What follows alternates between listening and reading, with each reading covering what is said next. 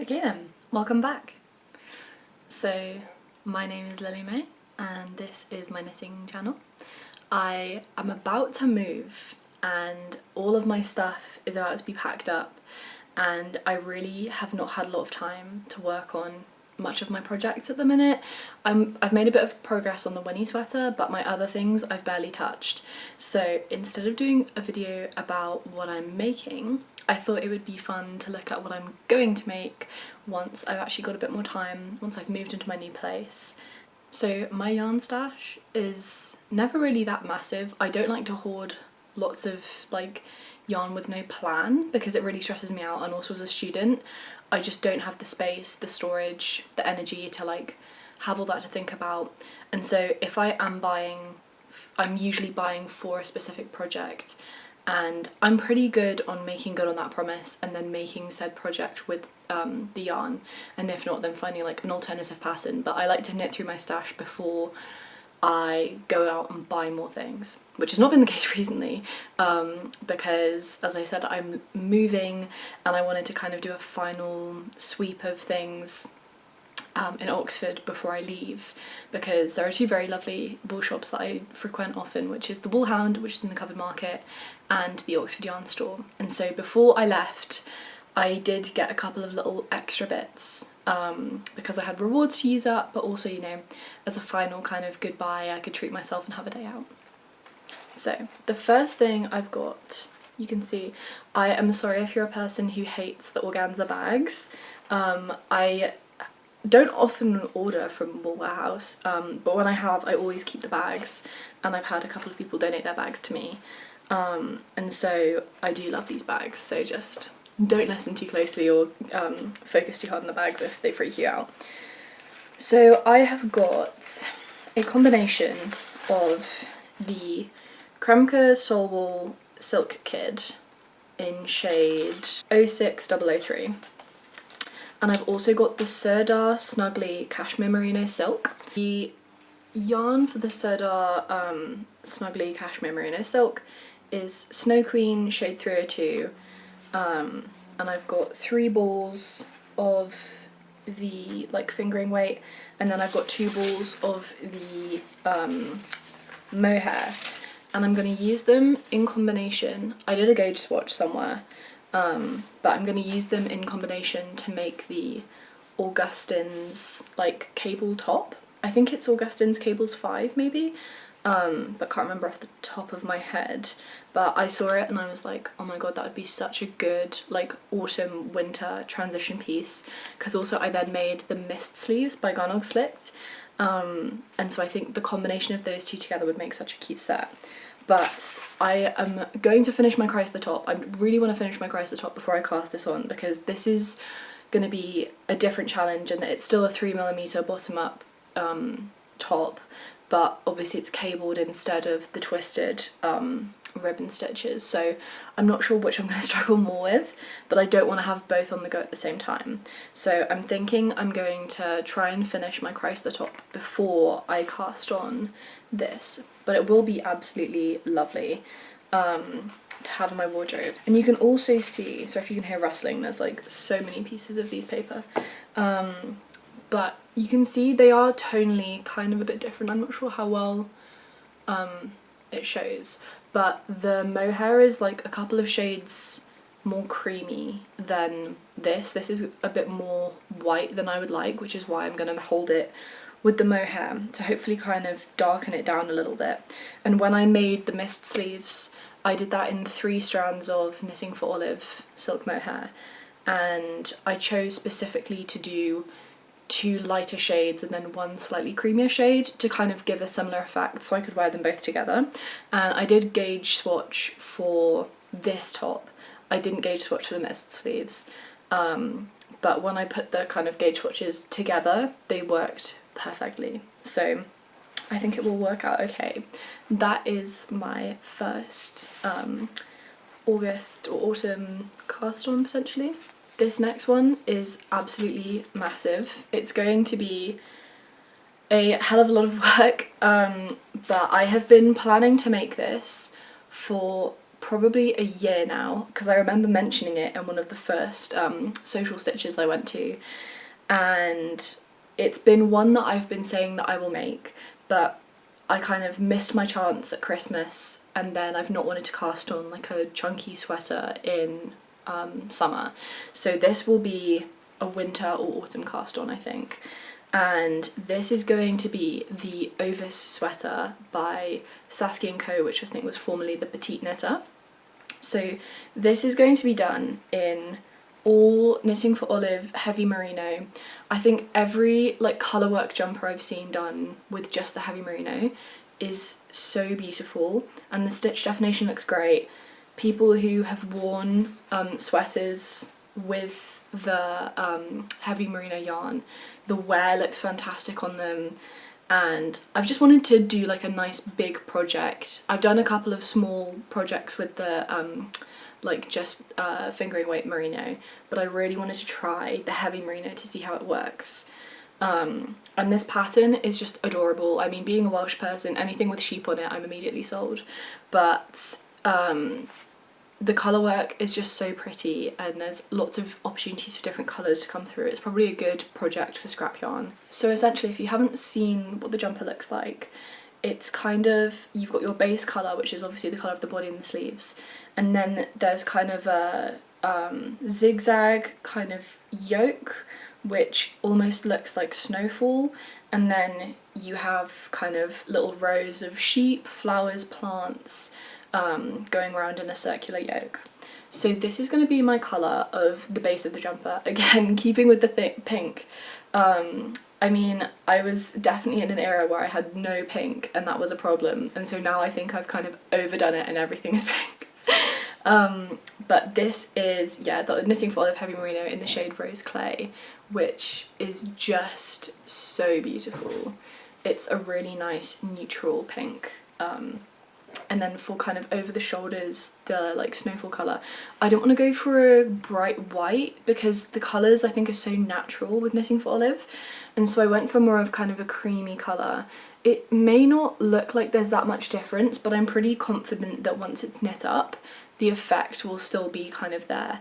I didn't want the contrast to be so stark because, again, I think it's really nice to have that kind of like everything is a bit muted and everything looks kind of almost like a little bit vintage, and so I think that is like a nicer combination to me than this and a bright white. And then held kind of in the colourwork with this colour, I've got a kind of dark brown and then a kind of grey colour. So the dark brown is bark and the greyish colour is oatmeal. And again, they're all quite warm. I think warm suits me better in my natural colouring. So these are kind of the three colours that will be together. And then obviously there is the Rose Clay as well.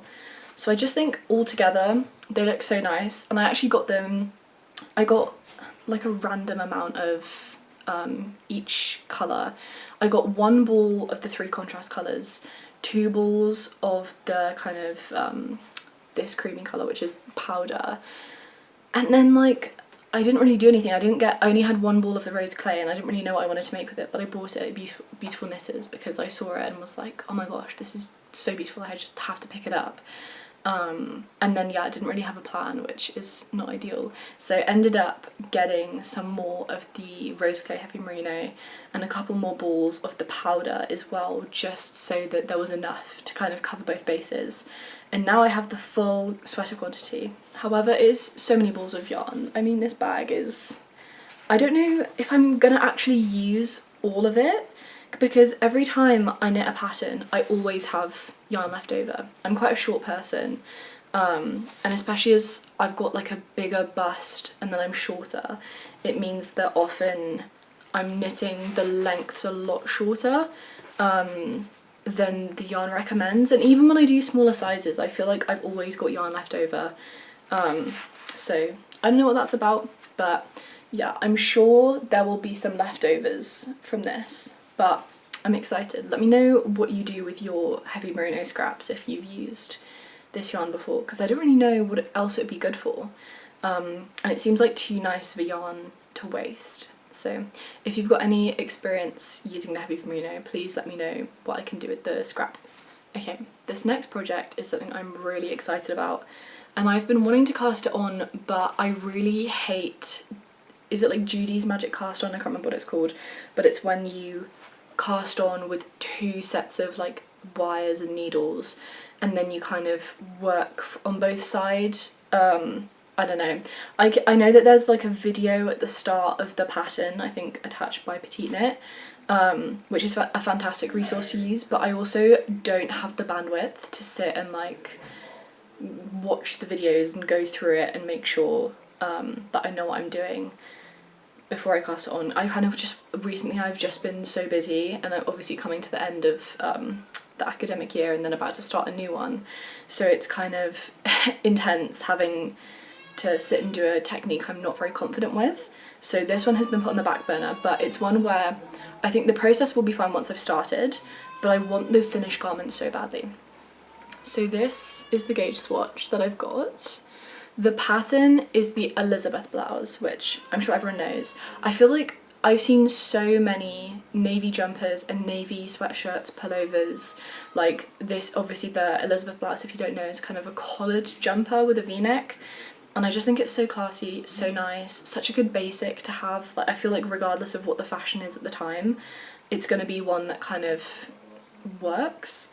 And so the 2 yarns that I'm holding together for this, it is the Sandnes Garn Tynn Gynt in shade 5575, which is a navy blue colour. And then I've also got a strand of the Isager alpaca 1 in colour 100, which is also a navy blue. And I'll put them together so you can see. I think the Isager is a little bit darker, but I mean it's only one really thin strand, so you can see there's, you know, no variation, there's no variegation or anything. It all kind of looks flat as one, and I just think I can already see, like, just from where I've touched the gauge swatch and where it's just been kind of in the bag moving around in my stash.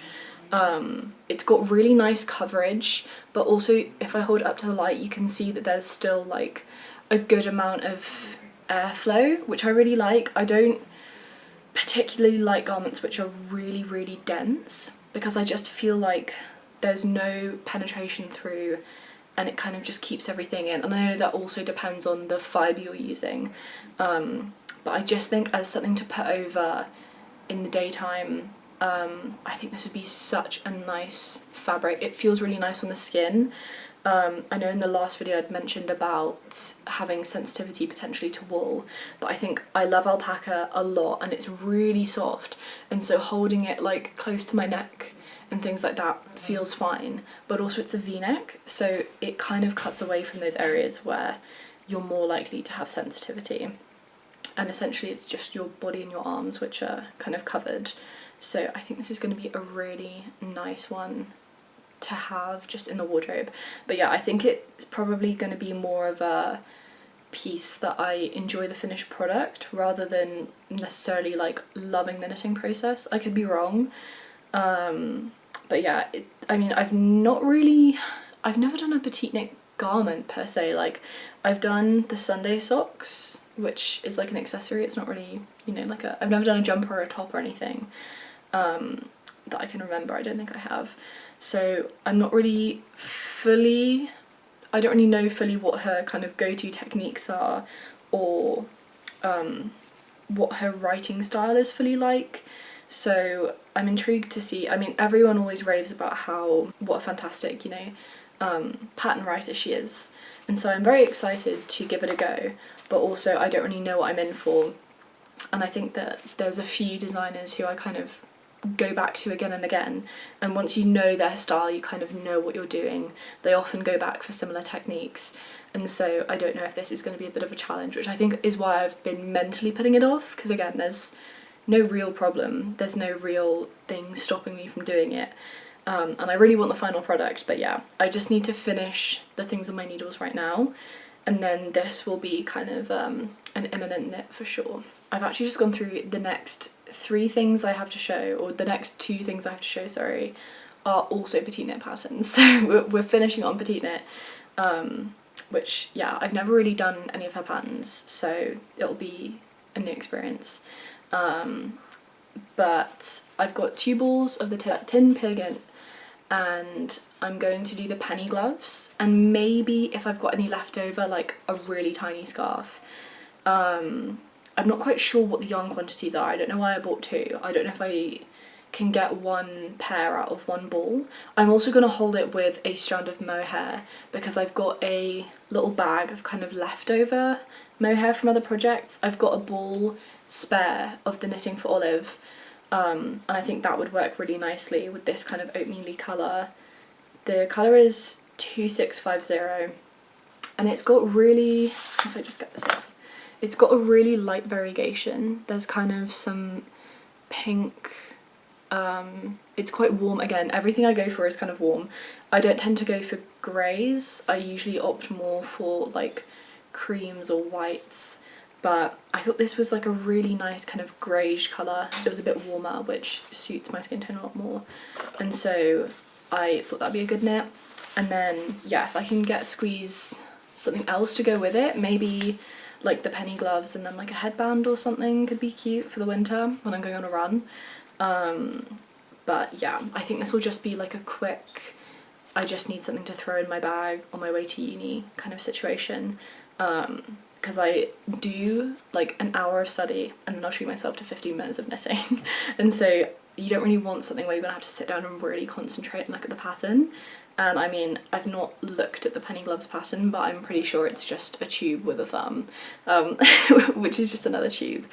And so I don't think there's like loads of shaping and, you know, short rows and everything. I think it looks like a relatively simple knit, which I could probably freehand, but obviously I just, the like reliability of going to Petite Knit is just kind of unmatched.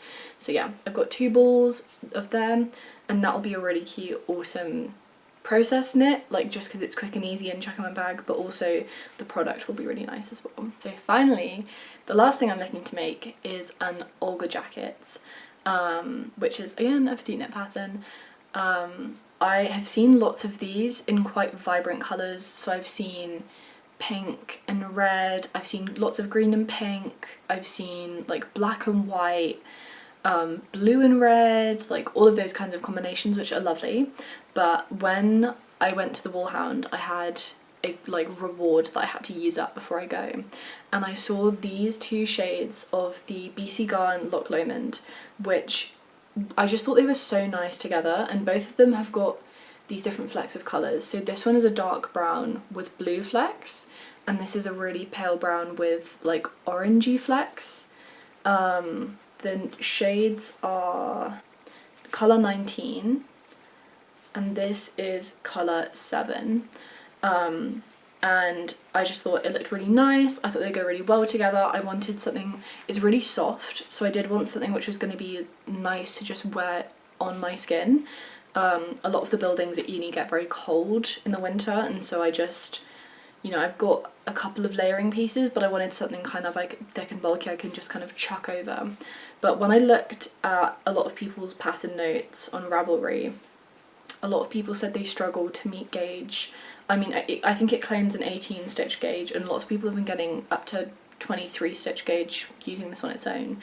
And I can't remember what the Olga sweater or the Olga jacket's gauge is. I want to say it's 18 or 20 or something. But regardless, I kind of just wanted a little bit of extra, a little bit of kind of something to thicken it up a little bit. So I got these from the Woolhound, and then I went to the Oxford Yarn store, and they had these balls of the Rowan Kid Silk Haze, which I've actually used before when it's been on the sale, because it is quite expensive to buy new, but the worker at the shop was absolutely lovely and walked around all of the mohairs and the alpaca strands with me to see what would be a good match. And honestly, I'm really happy with the match. I think my thing was I wanted to pick up the lighter notes of this yarn. I didn't want to darken it or make it more muddy, because I want kind of a nice contrast between this and the darker colour. So the lighter mohair, I think, is very much caught in the fibres themselves, but it just kind of lifts the colour a little bit more. And then with this mohair, it kind of just makes it a little bit warmer, because obviously it's got those blue flecks in it, which I think you'll still definitely be able to see. And you know, there's all sorts of colours in both, but I just think this helps this be a little bit more warmer, and this one really kind of lightens up and picks the lighter notes out of this. And so I think together it will just be a really nice combination of yarns and like a good contrast, which is what I'm looking for with a jacket like that. But yeah, I don't know when I'm gonna get time to knit all of this stuff. I'm honestly not sure what like my knitting is gonna look like once I get to uni again, because I'm not gonna have as much kind of guilt-free downtime as working in a 9 to 5, but we will see. I'm also a stress knitter, so maybe the stress will compel me to just make like a million incredible garments. One can hope. But that is all of my knitting plans for autumn this year. I, again, don't know how much of this I'll actually get through in autumn, but I live in the UK, so it's kind of never that cold, but also never that warm, which is good weather for knitting. So yeah, we will see what I get through. We'll see what I manage to finish by the time I have actual downtime to film another video. And yeah, hopefully I can give you some good updates and some finished products soon.